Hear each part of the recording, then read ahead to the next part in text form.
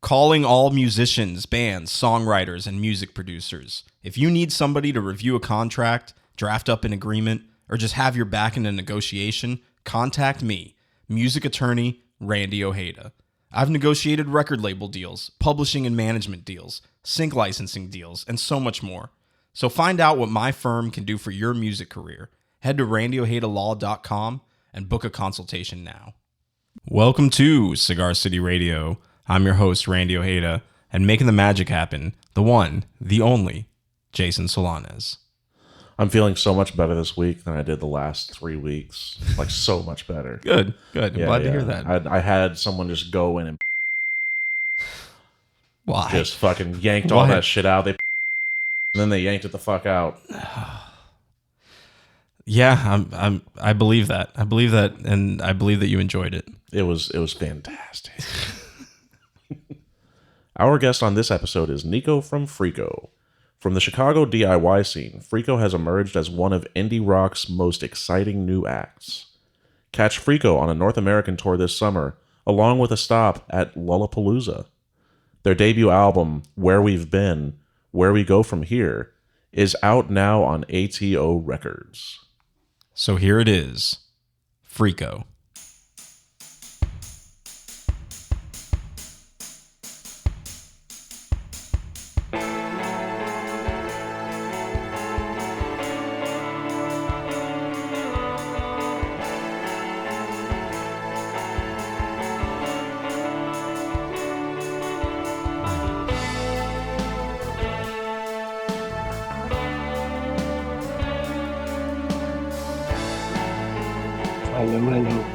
All right. We are here with one of my new favorite bands, the band called Friko. We're here with Niko from Friko. The debut album is called Where We've Been, Where We Go From Here. It's out now on ATO Records. So first, how did you get the attention of ATO? I mean, that's a hell of a label. Yeah. So our booking agent, Eric Stells, who we met because he came to a show in Chicago. Yeah. And then we started working with him. He had like 3 or 4 other artists that worked with ATO. So he was like, we should see if they're interested. So Yeah. he kind of put them on, and John, who owns the label, came to our show in New York, and then we just kept talking, and in the end they were our best choice. And yeah, and it's been great so far. I bet. Yeah, no, ATO is, like I said, they're a hell of a record label. A lot of great label mates, a lot of great acts on the roster. Yeah. So that's super cool. So Chicago. So I went to law school in Chicago. I lived there for about 5 years. It's one of my favorite places in the whole world. So I've always kept up with the Chicago scene, and it was actually Sophie from the band Waltzer. Yeah, she introduced me to Friko. She's like, you got to check out this band, and I think she was playing with you guys. It might have been like a single release show or an EP release show. Yeah, Empty Bottle last year. There you go, at the Bottle, which I miss. I used to go almost every Monday night to the Bottle Love the Bottle. for shows there. Yeah, such a great spot. So tell me a little bit more about the Chicago scene. I know you guys are kind of on the forefront of it right now. Who else should I be checking out these days? I mean, yeah, it's an incredible scene, and it's just so supportive. And like everybody, whenever we play a show in Chicago back when like we were doing like a bunch of smaller shows like all the time, people would stay for each other's set. people are just generally kind, and like there's just a lot of good music coming out of Chicago right now. Yeah. Waltzer's one, give a shout out for sure. Love Sophie. Chapter just put out an album. Sick Day, The Courts, what else? Neptune's Core we played Metro with. Yeah, shout out to Neptune's Core. That's a great group. And it's all like I don't know, I don't know how old you are exactly, but I know it's like a lot of like younger bands in the scene. Like I know Neptune's Core is really young too. Like they're really like in young. high school. So like Yeah, what is it about Chicago that's all these like young bands are playing indie rock, I don't know. It is like a scene scenius and like zeitgeist thing. It's definitely a post-COVID thing, I think. Yeah. But a lot of people in their 20s to like early 30s can afford to move out to Chicago rather than New York or LA a lot of the time. So a lot of younger people like that are moving and living in Chicago, musicians and artists. Um, and I think there's just a reputation of like a good, welcoming scene, at least the people we know in our scene. But like, um, I think there's just a good reputation behind it right now.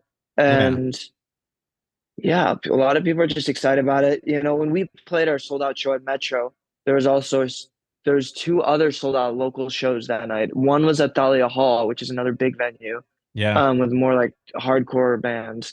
Um, I forgot the other one, but I mean that's just crazy. Like Yeah. Metro, Three. Thalia sold out on the same Yeah. night with all local bands on both bills. Oh, that's awesome. Yeah, no, three sellout shows in one market is pretty Yeah, amazing, you know. And for that's locals especially. yeah, that's incredible that you sold out the Metro. I mean, what was, how did that feel? I'm sure like, oh wait, are you from Chicago originally or like did you So me move to and Bailey Chicago? grew up in Evanston. Me, Bailey, and Luke Ah, all grew up in Evanston when Luke was still in the band. But we've gotcha. lived in Chicago the past 5 years, and being from Evanston, like it's always a type for anybody that's not from Illinois. You just tell them you're from Chicago. Absolutely. Yeah, yeah. That's always my first question when I meet people out like, around the country and they're like, "Oh yeah, I'm from Chicago." I was like, "Are you from Chicago or are you from like, Are you actually? are you actually Yeah. from Chicago?" Yeah. Um, but yeah, so I mean, so if you grew up in Evanston, then I'm sure you probably spent a lot of time going to the Metro as a kid, right? Like what was Spent it a lot like of time to in Chicago. yeah, so what was Uh, it like to sell that out? oh, it was a dream. I mean, because also like they documented their 90s shows so well and like the videos from that time. So Yeah. like I'd always be watching those YouTube videos and like I saw a ton of bands. Like I saw Ty Segall in Metro, I saw the Yaz, um, just like so many cool shows. It was just like one of Bailey and mine's first dreams when we started the band was just sell out Metro. So it was like a first like real milestone for us. Yeah, I bet that was rewarding, huh? Yeah, very much so. Best show we've ever played, definitely. Oh wow. And that was with Yeah. Neptune's Core was on that bill, I think. And Yeah, was and it Smut. Smut? Smut. Oh, another great band. Yeah. They're awesome. Shout out Smut as well. Yeah, very cool, man. That's a I wish I could have been there, but unfortunately I'm not in Chicago right now. So um No s- worries. so Where you you at? had I'm in Tampa, Florida. So Okay, cool. yeah, yeah. So I Damn, you're the tour route to get to Florida is so tough, man. it is. It is. And speaking of tour, I mean, you guys are hitting the road for the next like couple months pretty consistently, right? So it starts Yeah. I know it starts April 6th in Cleveland, goes all the way to LA in June 2nd in LA. So I mean, that's a lot of dates and you're playing with Willis, Water from Your Eyes, Mind's Eye. Big shout out to Water from Your Eyes, another one of my favorite new bands. Yeah, Um, same, man. that I've been digging. So, are you ready for tour? I mean, on the date of recording, we're like about a week away from the start. So, is this going to be the longest tour you guys have done? Yeah, I mean, we have 2 weeks off and we're actually gonna be moving apartments between the April and May tours. But Mm, uh, we're very ready. I mean, it's kind of like I mean, we're the type of band where it's never been like we get ourselves going once we have shows. We're always kind of rehearsing and yeah. like trying to keep at it. So we're ready to go. We're definitely have done a lot more like practical planning because this whole year is gonna be crazy with touring and like we get ourselves like a nice cooler that like almost acts like a fridge for the van, Hey, that's neck important. pillows and shit. And um yeah. We're in like a bunch of ramen and just like planning for a long time on the road. Yeah, because after this tour, you're also another big Chicago milestone is you're doing Lollapalooza this year, right? Yes. So Yeah. that was just announced. That's incredible. I was so stoked to see Friko on that bill. Um, Yeah. I mean, how stoked are you for playing Lola? Like, It's been a dream since high school. It's gonna be very trippy. And Sadly, we're playing the stage that faces away from the Chicago skyline, but Uh I would like, but still, it's gonna feel very special. yeah, yeah. I'm sure there's definitely something cool about looking up and seeing that skyline, but I think either way, it's gonna Hmm. be it's gonna Yeah, be a hell of a show, you know. yeah, for sure. So yeah, so I mean that's a lot of touring, a lot of dates, and then Lollapalooza, and I'm sure there's plenty more that hasn't been announced yet. That'll be coming for the year. So is that kind of the focus now? The album's out, now it's time to get on the road. Yeah, I mean, we're playing Japan, Fuji Rock in July. Oh wow. Um, Probably another round around the US in September opening, and then Europe in October, November. So it's gonna be a completely filled year, but it's gonna be Yeah. fun. Yeah, that's really busy. So how long were you sitting on this album before release? So like how as was it kind of quick between recording and release, or how long were you working on it for? I mean, so technically we've been working on it for like 2 years now. I mean, the oldest song Get Numb To is from like 3 years ago, but like once we finished it, it was kind of moving along, but it took a long time to finish it because we recorded it and then we mixed it ourselves with one of our friends, and like wow, that ended up like making it feel like a special record to us specifically. So it was just over such a long period of time, and by the time we were done mixing the whole record once fully through, because we'd been recording and mixing at the same time, we were like, when we went back to the first batch of songs, we're like, shit, like we've gotten way better at mixing, we should probably just remix all these. So we did it all again, and it was Yeah. it was a very long process, so it felt like a very long process for sure. Wow, so you actually remixed the whole record. Pretty much, yeah, whole nother time. That's crazy that you're just like, oh, we're better at mixing now, so let's just do it again. Like, Yeah, and that's not even saying like we're that great. Like the record is definitely very scrappy, but like we're able to put our own touch on it in a heart. it definitely sounds great. I was actually surprised that I didn't realize you were a duo, until I actually saw some live footage. I thought it was a much bigger band just because the sound is so big. Yeah, and the bass we I mean we're a trio most of the time. Like I gotcha. we're just yeah, most of the time we're just a trio, but we had to do the like all the press stuff is as a duo just because Luke had to leave the band at once we started the press stuff. So, you know, we got a new Gotcha. bassist now. And yeah. Gotcha. Okay, okay. So it is a trio live. Um, Yeah. Very cool. Yeah. So I know, if people kind of want to get an idea of what the band's like live, I know that you've been releasing like a series of live videos, recorded at Treehouse Records in Mhm. Chicago, which is a really, Yeah. really dope studio. Um, Shout out. yeah, yeah. Shout out to Treehouse Records. So what was the recording process like for those videos? Like, did you guys just do them all in kind of one take, or did you, I know it's kind of like a fuzzy, VHS style, thing. So what was the idea behind that? We wanted to make a set that felt like the song and honestly kind of resembled my parents' basement where we'd rehearsed up until like 6 months ago and where we rehearsed while we were making this whole record. Um, and yeah, and we just kind of did it. It was a couple of them were fully through. We did like two fully through and then like one or two were like just spot checks. I don't remember which ones we used where. I think they were all from the fully through session, but Mm, um we want it to feel like a live show in some type of way. And, that's why having friends in it, like sitting around and stuff, it's part of yeah. the idea. Oh, that's cool. That's cool. Yeah, I'm a big fan of like live sets on YouTube, and I think or like, Yeah. putting live sets online just because it's, not everybody can make it to a Yeah. show and not everybody can get out to see the band. So to be able to watch as close to a live show as you can, I think is something really cool for the audience. Yeah, definitely. All right, so you got a busy, super busy summer coming up, but you also were pretty busy this month too. So you were at South by Southwest. I know you did a number of shows there. It's one of my favorite festivals. I didn't get to go this year, but what was South by like? It was our second year doing it. It is insane. We did 9 shows in 6 days. Oof, But everything we did was very fun.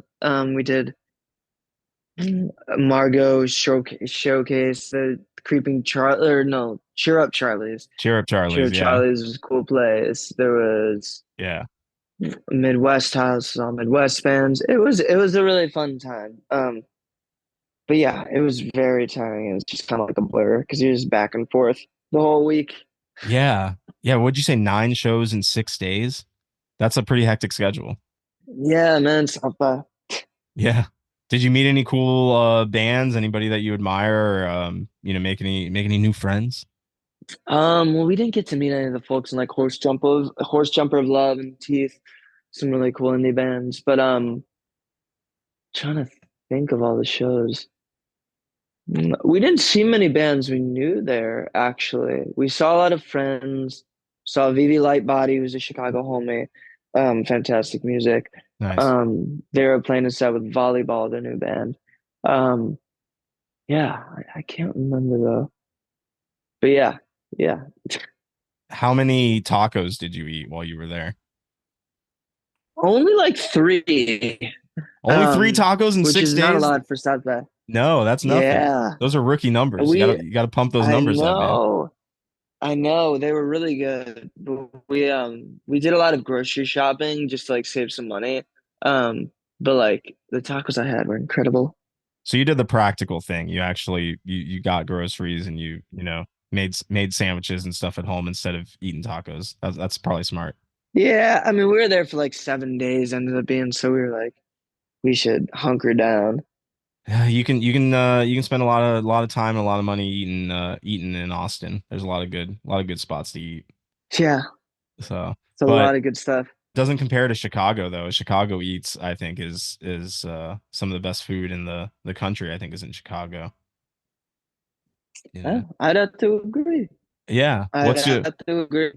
What are some of your go-to spots in Chicago? I don't love Chicago deep dish, sadly. I'm a Oh, thin crust boy. I'm But into thin crust too. Yeah, yeah, I'm with you I there. mean, I actually had Detroit style for the first time ever, like a couple weeks ago. I had Detroit style in where was that? In Minneapolis. And it was Okay. like the best pizza I've ever had. It was Really? trippy, but like I was like, damn, Detroit style is fucking incredible. Wow. Oh yeah, but Chicago though, I grew up right now. We live right. This isn't like a Chicago heads place, but like this Thai place, Thai Lagoon, is my go-to. I'm Nice. always going to Thai Lagoon. Humboldt House has some really good sandwiches right over here. It's like a nice place I've gone to on a date with my partner recently. We've gone to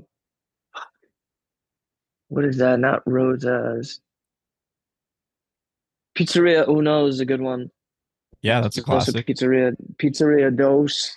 Due. All those Yeah. classics. Yeah, yeah. Due, not Dos. Due, yeah, yeah. I'm forgetting the name. And you got Giordano's. Is Giordano's? That's not Chicago specific though, is it? It is. It is. It's based in Chicago, but I feel like Jordan is more of like a Chicago suburb spot to me, you know. Yeah, yeah, yeah. A I'm, lot of I'm the Italian, like, yeah. But that's cool, man. yeah. So you talked about kind of date night and where you go on dates. Walk us through your perfect date night in Chicago. Where do you start? Where do you go? Oh man. Um, be taking the L. It's always nice to take the L on a date night. You can I start the day going to the museum. We have so many good museums. I've been to all of them like 3 or 4 times, but still end up going. It's fun. I want to visit I would go because this is one I haven't been to. I go to I love trains, and there's like new train museum or something in Chicago. I don't know what that's about. Oh, I'd go cool. there, and then we'd probably go hang in Millennium Park if it's a nice day. Classic Chicago hang. Maybe Yeah. go, The bean. probably go to like Pizzeria Uno or something. The freaking bean. Um, but maybe skip out on the bean. If it was like your first day in Chicago and you're going on a date in Chicago, then yeah, you gotta go. Yeah, yeah. But as Chicago folks, I'd say we'd probably avoid the bean. But Fair if enough. there's like a concert in Millennium Park, I don't. Those aren't free anymore though. Those are way harder to get into. Really, they aren't Um, free? but yeah, then go to like, I don't think they're free anymore. I don't know for Hmm. sure though. I hope they are. Yeah. Because I saw car seat headrest there like 5 or 6 years ago, and that was incredible. Oh, Um, wow. but and then like just like one of the many Italian places probably. There's so much good Italian food in Chicago. Yeah. No, that sounds like a great And date. then I'd be happy with that, you know. dessert though, Jenny's, but is Jenny specific to Chicago? It's Jenny's, not. yeah, yeah, no, Jenny's would be a good spot for Oh, it sure. is. I don't know if it's Jenny's, specific to Chicago or not, but it is a good spot. it's great. Sure, yeah. And then take the train home. It's perfect. Yeah, no, that sounds like a great day. I'm glad you mentioned the museums. The museums are a super underrated spot in Chicago. So that's your Chicago date night. I respect it. I think it's a good little night for sure.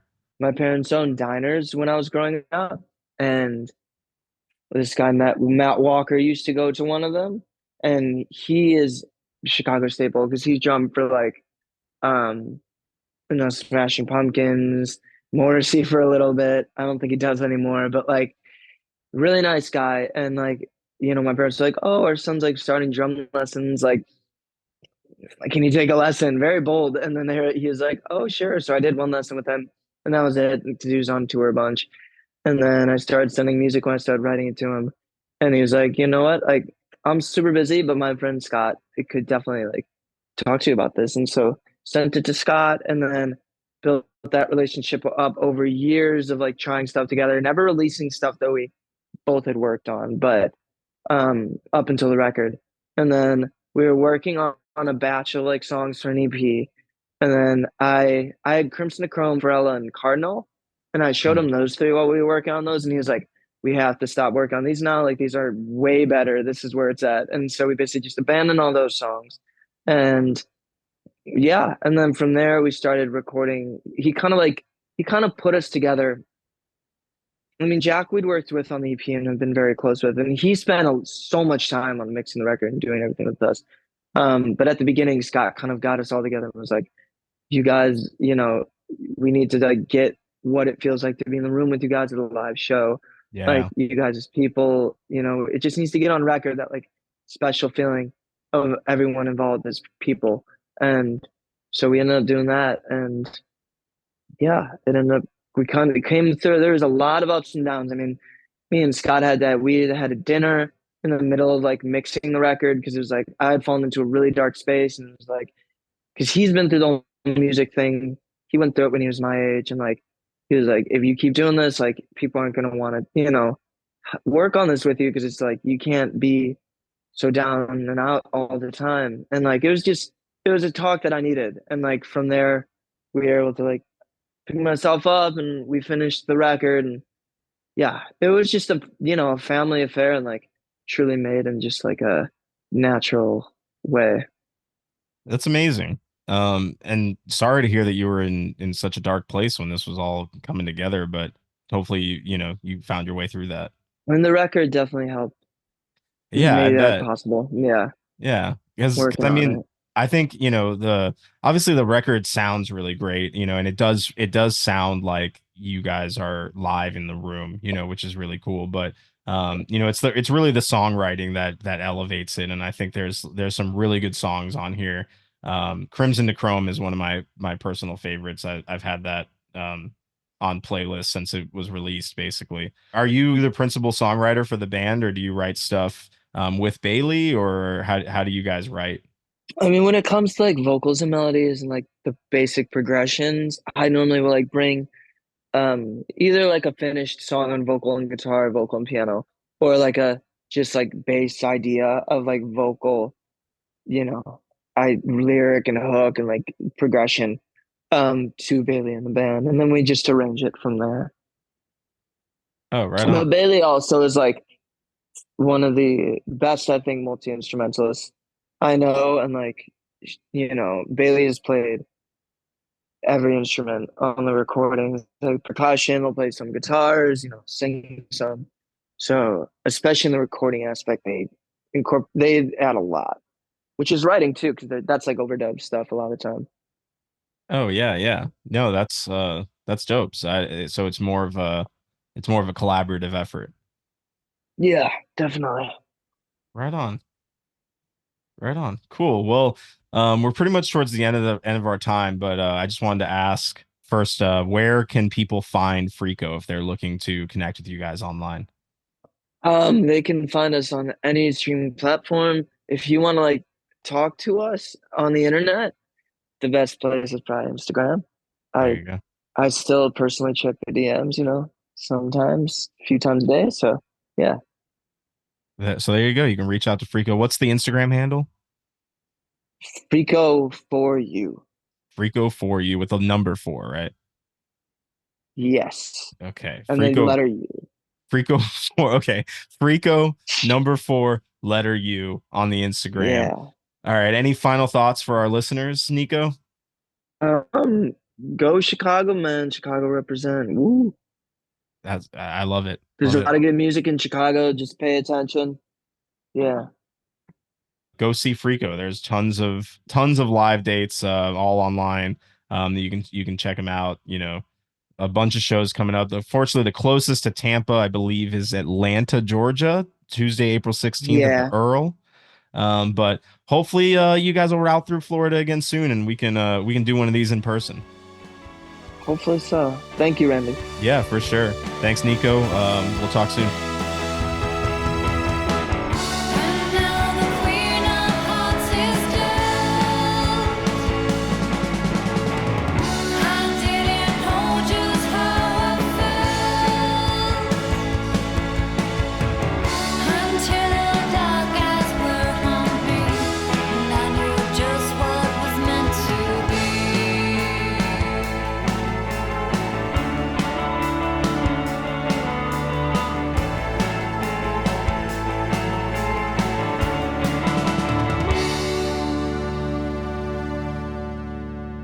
All right, let me just stop the recording here.